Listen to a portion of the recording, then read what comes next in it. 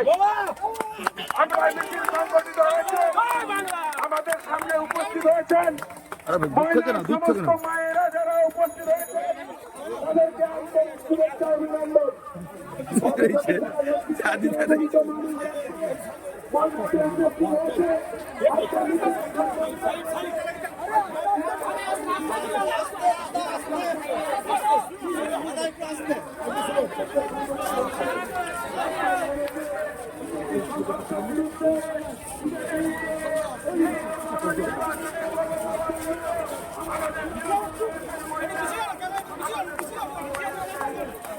আরে তুমি লোক দেখছো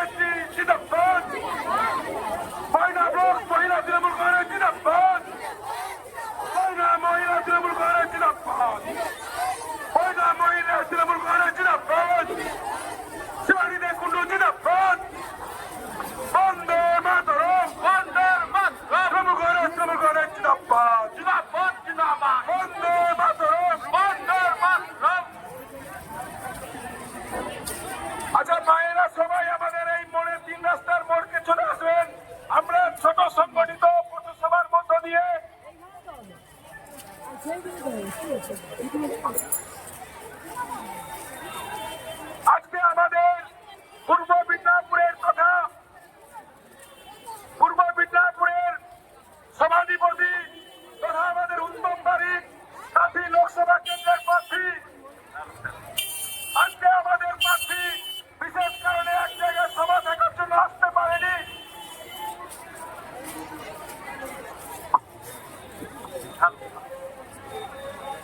আচ্ছা হ্যালো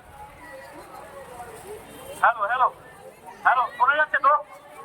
আচ্ছা আমি মায়েদের মেয়েদের বোনেদের বলবো, আপনারা সুশৃঙ্খল সৈনিক হিসেবে রাস্তাকে অবরোধ না করে সাইডে আপনারা দাঁড়াবেন।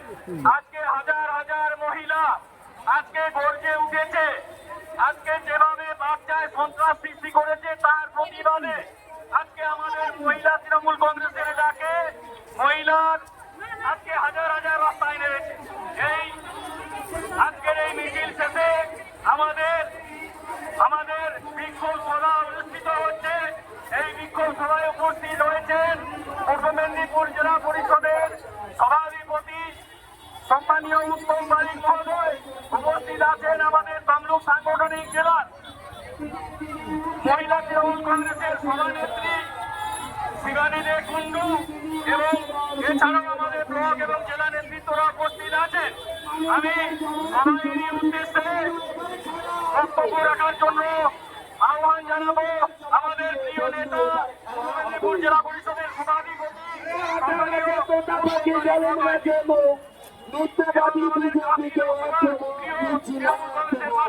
উত্তম বারিক মহোদয়কে। চৌকিদারের বিদায় চাই, বিদায় চাই।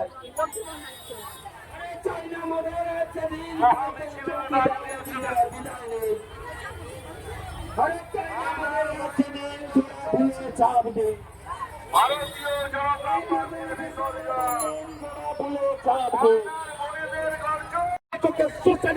পরিণত করেছে, এর বিরুদ্ধে ঘটছে উঠতে হবে, এর বিরুদ্ধে রুখে দাঁড়াতে হবে। অনেক বক্তা আছেন বক্তব্যকে নির্ধারিত করবে,